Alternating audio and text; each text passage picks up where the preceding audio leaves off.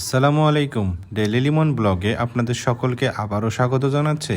চলে এলাম নতুন আরেকটি ভিডিও নিয়ে। এটা হচ্ছে আমার যে রুম আছে সেই রুমের সাথে বারান্দা।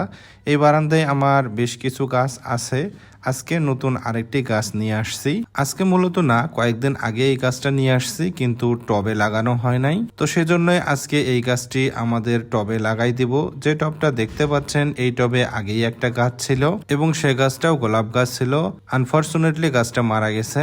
আসলে ছাদ বাগান বলেন বা বারান্দার গাছেই বলেন, যেখানেই থাক গাছের যত্ন নিতে হবে। গাছের যদি আমরা যত্ন না নিই তাহলে গাছ মারা যাবে। এই ধরনের টবের গাছগুলোকে আমরা আলাদাভাবে খাবার দেই। যদি এই গাছগুলোই মাটির সংস্পর্শে থাকতো, ডিরেক্টলি মাটি থেকে সবকিছুই তারা নিতে পারতো, তাহলে তাদেরকে এভাবে খাবার না দিলেও হতো। আর টবের গাছ রেখে যদি আমরা বাড়ি থেকে বাইরে কোথাও যাই, সেক্ষেত্রে গাছগুলো তো একাই থাকে। তার ফলশ্রুতিতে দীর্ঘদিন কোথাও থাকলে গাছগুলো এভাবে মারা যায়। তেমনি এক ধরনের সমস্যার মধ্যে পড়েছিলাম। আমার বাবা মা অসুস্থ থাকার কারণে বাড়িতে যাইতে হয়েছিল এবং দীর্ঘদিন বাড়িতে থাকার কারণে আমার এই গাছটি সহ আরো কয়েকটি গাছ মারা গেছে। যাই হোক, আমি সব সময় গাছ লাগানোর সময় আমার মেয়েকে সাথে নেই।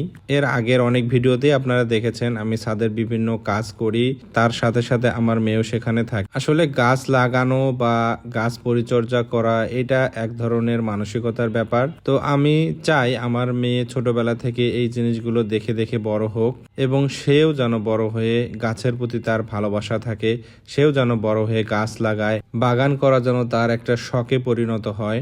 আমরা যে যেখানেই থাকি না কেন, যে অবস্থায় থাকি না কেন, যদি সুযোগ থাকে তাহলে আমাদের কিছু গাছ লাগানো উচিত। আমাদের এই বিল্ডিংটি একেবারেই নতুন। বিল্ডিংটি নতুন বললে ভুল হবে, আমাদের এই ইউনিটটি নতুন। এই ইউনিটে অনেকগুলা বারান্দা আছে। আমার খুবই ইচ্ছা আছে প্রত্যেকটা বারান্দায় আমি গাছ লাগিয়ে ভরিয়ে ফেলবো এবং সেটা আমি আস্তে আস্তে করতে চাই।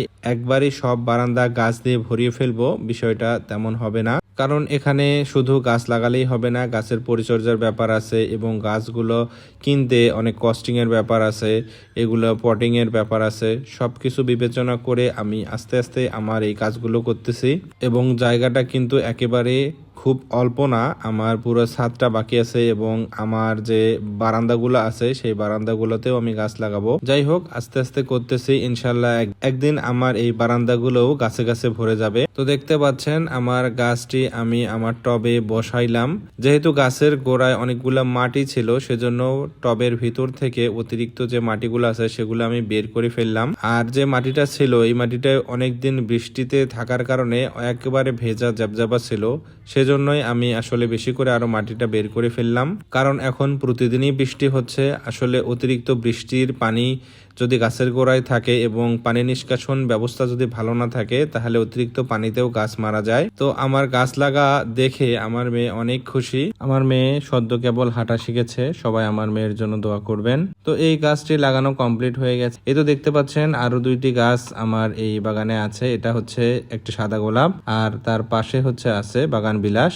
আর এই গাছটি হচ্ছে একটা সাদা গোলাপ, কিন্তু এটা একটু অন্য জাতের। তো আজকের ভিডিওটি এখানে শেষ করতেছি। আমার ভিডিও কেমন লাগলো অবশ্যই কমেন্টস করে জানাবেন এবং আমার এই ভিডিওগুলো দেখতে চাইলে আমার ফেসবুক পেজটি ফলো করে দিয়ে আসতে পারেন এবং আমার এই ইউটিউব চ্যানেলটি সাবস্ক্রাইব করে দিতে পারেন। সবাই ভালো থাকবেন, সুস্থ থাকবেন। আল্লাহ হাফেজ।